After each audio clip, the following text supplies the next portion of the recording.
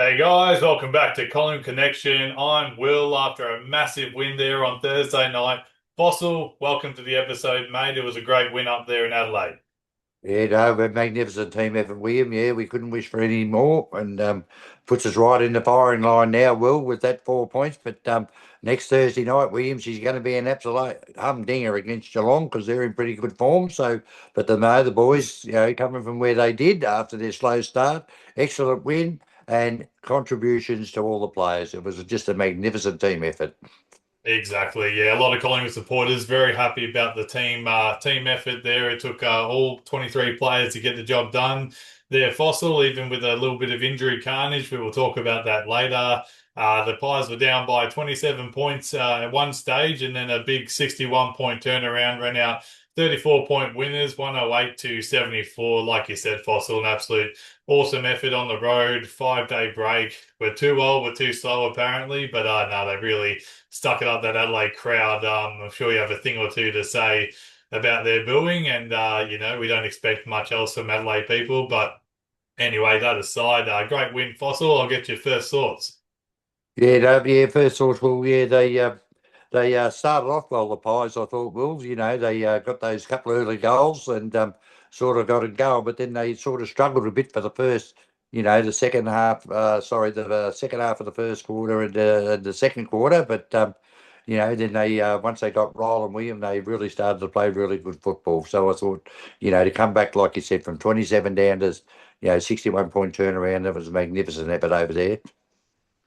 Yeah, exactly. And yeah, my first thoughts. I reckon Peter Dacos was running around in disguise as Dan McStay there, Fossil. He kicked a couple of absolutely incredible goals. All credit to him. And he missed the easy snap from 5 meters out. But yeah, nah. Does that remind you of a young Fossil back in the day? Or yeah, a couple of nice Yeah, jerk no, sides no, there. not as good as that, Will. But I'll tell you what, though, like I said with the goal kicking coach, Will, what we had 8 snap goals last week.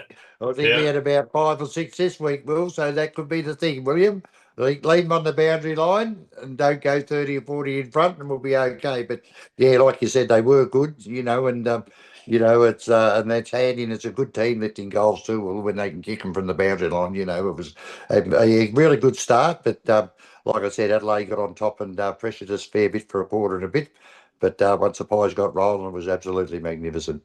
Exactly, and accurate kicking again, fossils. So it does change the games, and a couple of miracle goals. I did have it written later on. Angry Anderson as well. He owns one pocket, and McStay was the opposite end of the ground. So no, absolutely awesome work by your goal kicking coach down there, Fossil. You called it a couple of weeks ago. Another point I want to make is that we had a discussion earlier in the week about the young fellas, Pendlebury and Sidebottom.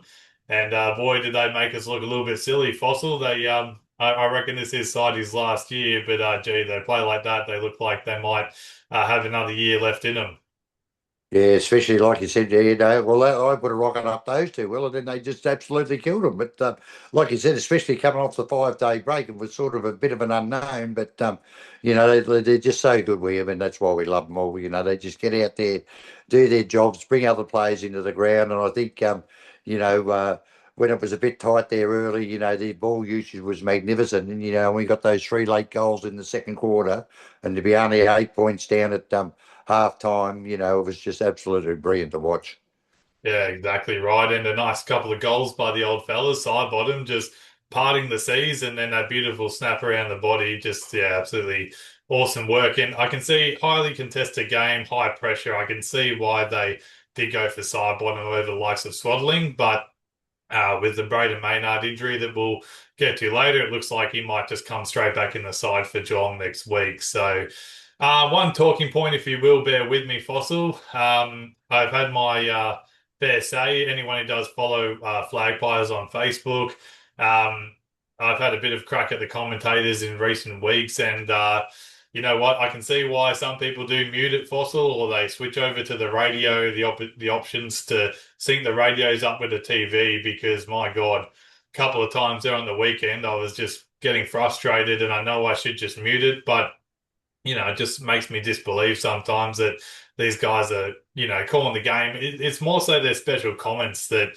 just seem unnecessary. So I just want to point out that Kane Corns he was the only one to mention at one point before half time we were down 14-4 in free kicks, and we don't like to blame free kicks as the result of a game, but sometimes it obviously has a big a big influence on it. But straight after half time, 15-4 at half time, Collingwood get a couple of free kicks. We start to get the rub of the green, and all of a sudden it's the talk of the town saying, "Oh, do you reckon they look at it at half time, the umpires?" Or Craig McRae said something, and it's just garbage, really. Like they don't say anything prior. I know this is just anti-Collingwood stuff, but very frustrating when we didn't get the rub of the green. We got ourselves back in the game, and then I've just realised, sorry, Fossil, I got your name there, but we'll keep calling you Fossil. I'll change that over. But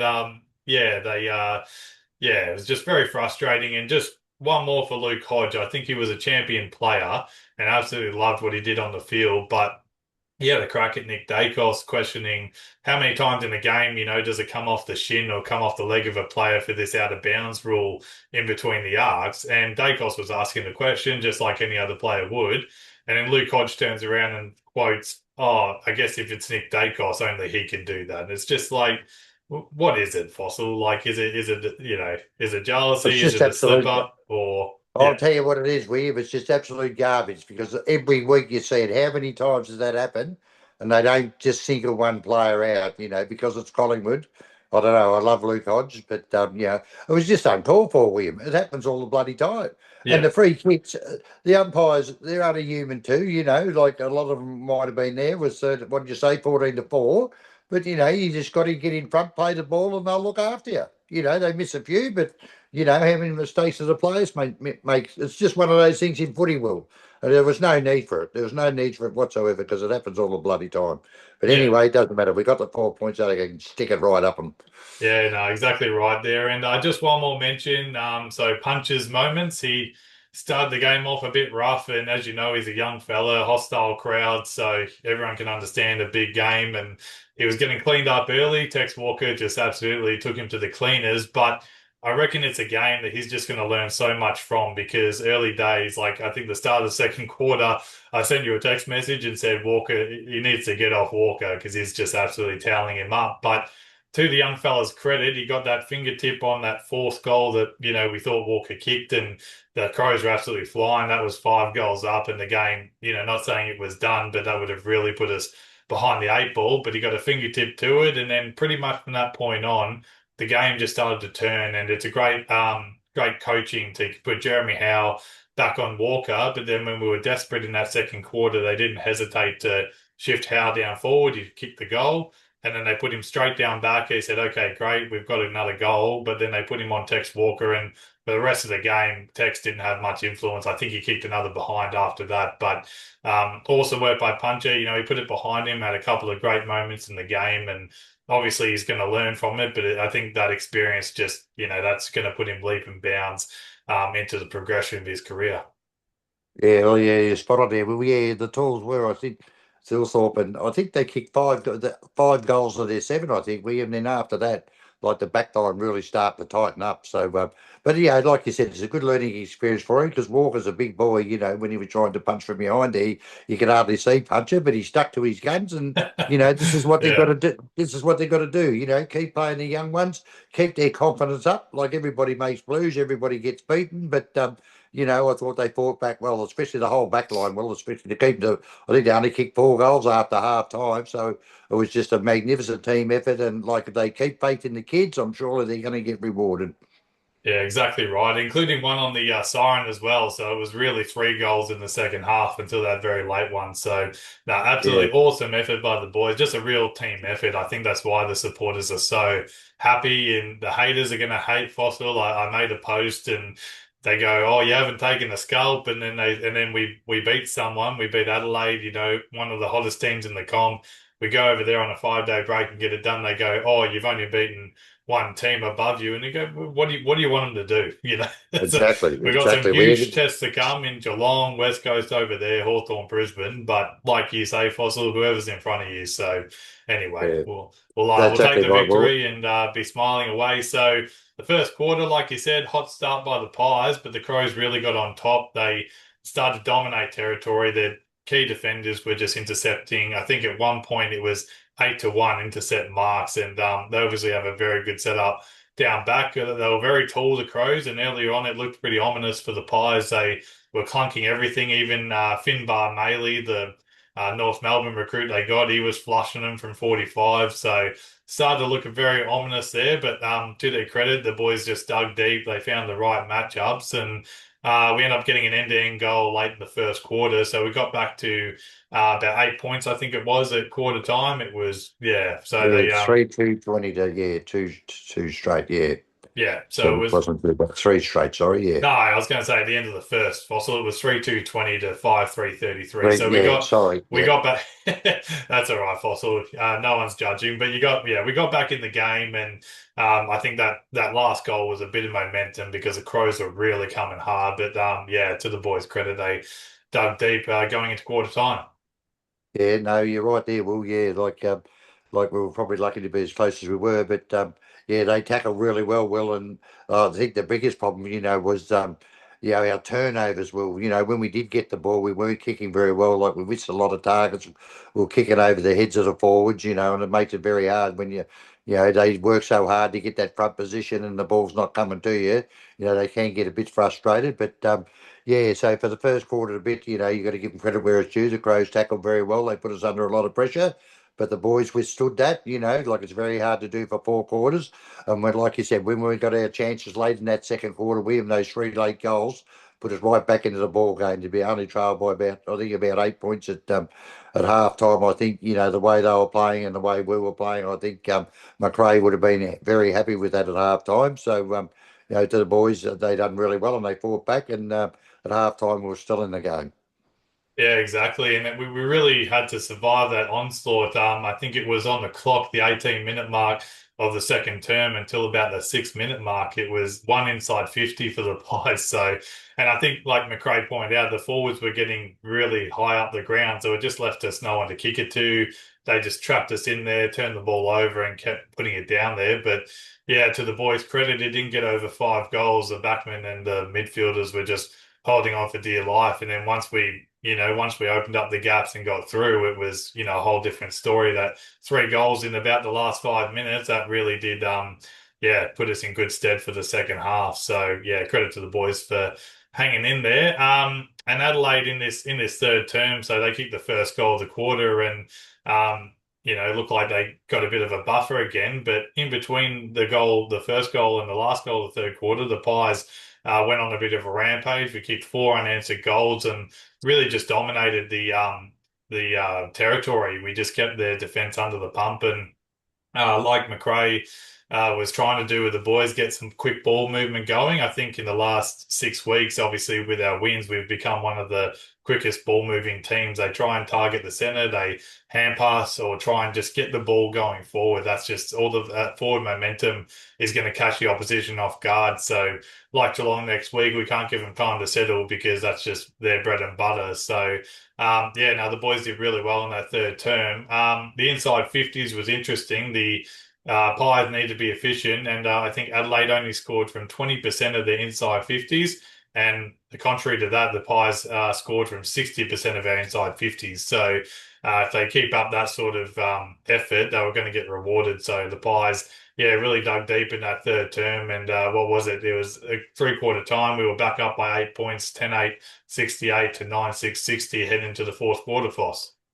Yeah, no, you were spot on there, Will. And I think too, we like you said, our ball movement was good, but I also thought too, well, when our players had the ball, we had two or three running past, and I think they ran fairly well too. I thought, and I think that helped out a lot because it gave the player with the ball a lot of options. If Dacos didn't do it himself, and I thought that was a part of the game where we picked up a fair bit too, as well as their foot skills. But in the last quarter, I think that was one of the best quarters they've played with. We kicked. I think it was the last quarter. I think we kicked 6-2 in the last quarter, and the boys played really, really good football. They got the ball open, got it out in the open with him, and we had a couple more snaps, and then it just rained goals, and I thought Collingwood finished the game off very well, especially after the 5-day break. But Anderson and And Alan, those younger guys, I'm sure that's going to give them the world of confidence, William. But I just want to start put in a word about Connacht, William. I think with all the crap that he copped over the fence and throughout the game, I thought his four quarters was absolutely brilliant. He just shut it out. He's got nothing against the player. It was just those dickheads in the crowd that were giving it to him, but they were booing a lot, so that means he was getting a lot of the ball, William. And I thought he conducted himself magnificently, mate, and carried the pies. And I thought he had a really good, solid four quarters. But yeah, that last quarter was really good, Will. And I think after half time, I think we kicked 10-8 to 4 goals too. So that just showed you how the back line, was a bit shaky early, how they really got on top and all over the ground. And it was a really great team effort by the Pies. They did a really good job. Yeah, exactly. And that last quarter, obviously these games are defined by big moments, and I will talk about him soon. But Dan Houston, that rundown tackle on, I think it was, not sure it was Saligo, sorry, Isaac Cumming, and then, no, sorry, it was Neil Bullen. And then, yeah, it spilled to Nick Dacos, who sidestepped Saligo and flushed it from 50. I think that's just a real, killer for the Crows, and then just lifted the Pies again.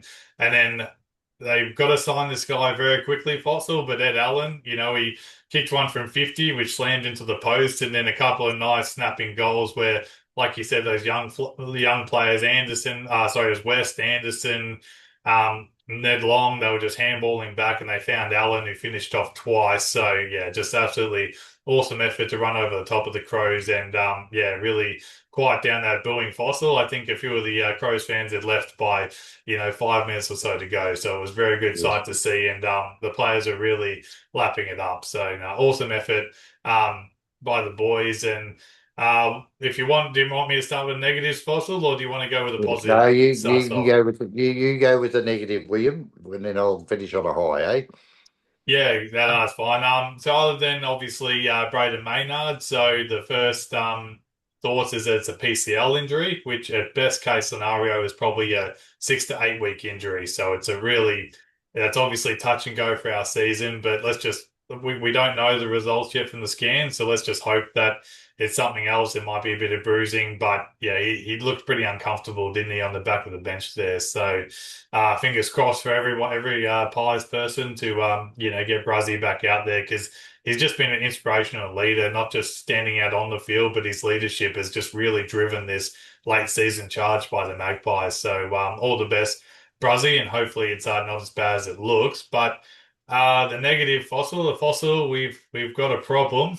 He's by the name of Dan Houston, and I know he had a couple of good moments in the game. So that rundown tackle, as I said. And in the second quarter, the Pies kicked a couple of goals, and then Adelaide got a quick centre clearance, and then he ran out, smothered the ball. He picked it up and nearly kicked a goal from halfway, the one that went over the top and bounced through from behind. But in just saying that his stats for the game, so 13 touches, 54% efficiency and 5 tackles. It's not what you expect from a guy who's on about 850K a season. We're just not getting bang for buck. And, he usually has a big penetrating kick. He just seems like he's shy. Like a couple of times, especially early in the game, he just sort of chipped it inside 50 and their defenders ate it up. It's, the rest of the players like Crispy and Dacos, they put the balls into good positions, and that's exactly why they recruited him, because they thought playing a bit higher up the ground, they'd be able to be the one providing for our forwards. But anyway, it was yeah, it has been pretty disappointing, I guess, from his hot form at the start of the year. And then during the week they were talking about a potential trade, Fossil. So I'm just curious where you stand. Apparently Carlton and Melbourne are both looking at him, and he's turned around and said that he wants to stay. But I mean, any player in round 20, whether you want to believe that or not. But what are your thoughts there, Fossil? Do we, does Collingwood actually look at that, or is he more value to keep on the list and just hope we can get, what we paid for? It's a bit of a toughie. Well, it depends, too, I suppose, what you would get for him, But no, I'd like to keep him. I think, he just needs to settle down a little bit. Well, I don't know whether that they're not talking to him, and not like he can kick the ball, and you know how well he can kick, but he just seems to be a bit rust, Will, and I don't know. He, like you said, like the good players, they put it out in front so the forwards run onto it, or if there's somebody open, he can kick the thing a mile to get over the back, and to give the little guys a chance. But no, I think I'd stick with him, Will. I'd stick with him. And then even maybe, if they get their full team back with him, they might even bring him up the ground a bit further, maybe up onto the wing or somewhere like that, because, if he gets his kicking boot on, he is a beautiful kick for the ball, but he just seems to be a bit worried at the moment. I don't know whether people aren't talking to him or he doesn't realize how much time he's got to But kick the ball. you think by this time though, because this is the second season now, and we saw how Lockie Schultz, has really improved from that first season. His pressure was always there. But Mm. Houston at the start of this season looked like he found his groove and he was really, I think that game against Hawthorn, he was BOG, like he was really starting to fire. And then once we went up to Sydney, pretty much since then, he's just been an average, if not worse than average player. And I think if it wasn't for his status and how much he's getting paid, they probably might have dropped him. And maybe that would have been the best thing to do about, 2 months ago. But, anyway, I know we're going to move on, but I just think that if they do keep him, he's just got to, you Yeah. can't expect a player getting paid that much and a senior player to have to find confidence. Like you just need him to play his natural game. So maybe it's our tactics. I don't know, but anyway, hopefully he can find that. Appreciate it, Foss. Your positives out of the game. Yeah, no, my positives are the young kids, William. I just absolutely love watching them. Like back in the day, I know it's different now, but we used to go and watch the seconds. You'd see the young kids coming through then to the first. But I just think the improvement, and like the Foss said earlier, you get 4 or 5 games into them, and they'll get confidence. Like look at Puncher, his first half to the second half. Things like that. And I think McRae and the coaching staff need to be congratulated because they just keep playing him. He's even admitted that Anderson is a midfielder, so eventually he's going to go into the midfield. But he's just playing wherever he's put. He's doing his role, and like Ed Allen, like I think their captain Dawson, isn't he in for the captain of the year or something, or something like that? And I think after half time he absolutely smashed him. So he's getting better and better. And Harrison, he didn't get a lot of chances, but it was a nice little dribbling goal, and they're putting pressure on the ball. So that's a positive I like with the young kids, and Weston's in show a bit. So hopefully they give him two or three games too, William, and he can reward him with a few goals. So yeah, I really like the way that they're looking after the young fellas.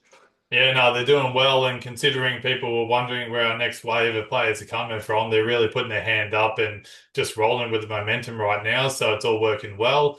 We'll get on to our votes quickly, Fossil, because we're pushing time today. But it was young Westy. He's been really good, like especially that second half. He lost the contest earlier, then he won the contest on the wing. That was the one that led to that Pendlebury goal. So very important player in the second half. He took a couple of clumps. He got the ball moving forward. So they just got to keep putting time into him, but he's really showing he's got that capability the last couple of weeks. So fingers crossed he can keep going from there. Our 3-2-1s quickly. So Nick Dacos, we both gave three, big surprise.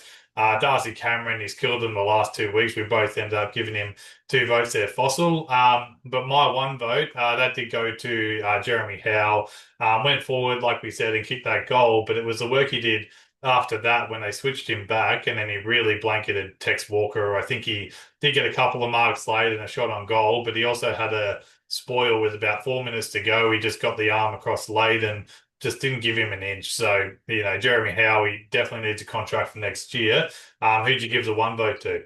Yeah, no, mine went to Cordell. Well, like you said, you could have thrown a blanket over 8 or 9 of them, but I thought, with the rubbish he put up with from the crowd, 20 disposals, 6 marks, 3 tackles, and he played a good 4 quarters. He played well from start to finish. So I take my hat off to him and congratulations on him, son. He did a magnificent job. Yeah, and I think we can call it on the season votes for us fossils. So Nick Dacos is ahead on 73. The next closest is DeGoey on 22, and Houston's still holding on to third with 19. But like I say most weeks, this is just shows us that you got Nick Dacos, absolute superstar. But the even effort is what's keeping us. I wrote an article, so if you haven't seen that, guys, on Flag Pies on Facebook, that the even contribution from all these players, they don't have to stand out, they don't have to get 25 touches, but if you got the likes of Chris, Anderson, Long, any of the young fellas coming through, Swaddling, anyone who just stands up and does their role, that's what's driving the Pies right now. And then it makes the opposition have to guess, who they're going to go to because there's obviously Nick Dacos, but outside of that, DeGoey, like there's all these guys that are just standing up and doing their job week in, week out. So I think we're in a very nice position and it's obviously working for the moment. So awesome job there by the boys. So we move on, Fossil. The game day competition, guys. It was $50 up for grabs. They ended up with 5 goals and 59 touches. I did Nick Dacos and Quainer being his 150th, and obviously played very well, Fossil, like you said, and you shut out that stupid crowd noise. But 5 goals between, I think it was DeGoey, McStay, and Membry, guys. But unfortunately, no one got the chocolates this week, Fossil. So $60 up for grabs against the handbags next week. So fingers crossed. They might need to start listening to the Fossil to snag one or two, you reckon? Exactly right, William. Yeah, no, she's pretty tough though, but yeah, good on for having a crack. That's all we can do, and I'm sure somebody will snag it soon will. So, but like you said, I agree with you. It's just been a magnificent team effort all over the ground, and like you said, whoever comes in next week, I'm sure they'll do their job as well. So it makes it really hard if they're all playing good football, for the opposition side. So yeah, you're spot on there, William. Yeah, and a quick shout out too, I wanted to say, Foss, Bo McCreary. I know he's not the flashiest of player and he was out of touch before Schulte went down, but I think he's really taken on that role and we needed him too. Whether he's off to Tassie or not, the focus now was okay, start playing the team game because early on, a couple of turnovers, his disposal we know is not the best, so that's probably why they haven't put him back to half back and get a bit of run off there. But he's built his pressure. He's kicking goals. He's kicked 3 now the last 2 weeks. So, just playing that role is what we needed. While unfortunately Schultz is out and hopefully he's back in the next couple of weeks, boss. But I just want to give a little shout out to McCreary because he cops a lot of crap. But, let's just, if he can stay with us for the meantime and get the result, then that's all that's important. So, yeah, just quick shout out there. The VFL, Foss, they got up by 10 points, but I reckon you might need to put the goal kicking coach down there. 14 goals, 19, 103. They defeated the St Kilda's VFL 93. But yeah, you might need to even go down to VFL training yourself, Fossil. Yeah, it's a lot of shots, though, isn't it? 14-19. But anyway, at least now, did we have any shining lights here? Well, how did my boy go, Swaddling? How did he go? Oh, your boy now. Yeah, at the start of the You season, did he? anyone be more than welcome to go. This is why it's good it's recorded, Fossil. You were saying Brindable. Brindable's going to play Will, and he's going to play, half the season and blah, blah, blah. Same old stuff. But anyway, that's fine. No, Swaddling, 28 touches, just a lazy 28 Fossil. So I Oh, reckon, beautiful. look, here's my prediction to come in for Maynard, except Will Parker, also very good game with 24 touches, so I'll get up the stats. Yeah, Parker, where is he? 24 touches, 80% efficiency, 5 marks. Sullivan, he always digs deep at 20 touches, 10 tackles and a goal, so he did a lot of hard work. The forwards were actually pretty dominant, Fossil. So Padaski kicked 5 goals too, 13 touches, 8 marks, and Jack Buller. It could have been a day, Fossil. He had 20 touches, 9 marks, but kicked 2 goals, five, so plenty of shots on goal. And young Saxena, though, so maybe, with that small forward, like Harrison's done really well, so I don't know if he quite breaks in yet, but he kicked 3 goals himself. So yeah, a lot of positive performers out the weekend, really. Well, that's good, Will. Well, that's good. Yeah, well, as long as they keep doing that and putting the pressure on Will, I'm sure when they think they're ready, they keep putting their hand up, they'll give him a crack. But yeah, because he's fairly slippery too, that little fella. He's one of my boys too. He's from my stable. So I'm sure at some stage you'll get a crack. But I think, like you said, William, I think the Swaddling, he's gone back and he's done the right thing, played well. So I think, yeah, I'd bring him in for Maynard because I think the back line's doing okay. No, it's a fair call. Swaddling's had that 5 game, 5 wins, mind you, his first 5 games. So if we bring Swaddling back in, hopefully that can get us the job done. I just want to say, I know I'm not on camera at the same time as Fossil, but I'm shaking my head because Fossil just likes to pick up any player that's in form in the VFL, any young player, he just goes, oh yeah, that's my boy. I'm pretty sure Demadia was your boy at one point, Fossil, and he's not doing two crash shots. So anyway. He's gone from the laundry to the shit card, unfortunately, William. But anyway, I can't be right all the time. But no, I'm sure though if the boys they keep playing well, eventually they'll get their chance, and then hopefully they can grab it. So, but it's good though because it keeps putting pressure on the guys in the 23, and that's what we want. Will. Exactly right, Fossil. And next week, guys, obviously a huge game on Thursday night against the Cats. They're back in form, Fossil, and I reckon much like us, we've had to move the magnets around a bit. They don't have Jeremy Cameron. They don't have Holmes. They beat Melbourne last night at the G. Melbourne's first loss for the year in a pretty high-scoring affair, to be honest. But they brought in a couple of good like Polkinghorne, I think his name was anyway, the young fella up forward, and brought in a couple of other players. It just makes them more unpredictable. So much like the Pies, we brought in some players and they're all just playing their role. So it's a massive clash next week. Make sure you give a whole heap of shit to Dan Gorringe. He's going to be in the cheer squad. So hopefully the Pies fans get around him there. And he has a Collingwood tattoo. So, he technically is one of ours, Fossil. But yeah, massive week ahead. O'Sheen Mullen is going to go to Dacos Fossils, so I'll be interested to see your observation, like to when we get towards a game. Like, how many touches you reckon Nick is going to have a very hard tag next week? So the players Oh, around no. him, yeah. No, he'll be all right. I'll look after him. And I think our young boy, my boy Alan, I think he might have a crack at Bailey Smith. What do you think about that, William? Yeah, you're another one of your boys. I'm pretty sure I put Yeah. Alan on the mark for you. But anyway, You yeah, bloody didn't even know who he was, William, when I told you. You said, "Who's yeah. he?" And I said, This "Have a is look. this is what I'm Have talking a look." about. This is what I have to deal with behind the scenes anyway.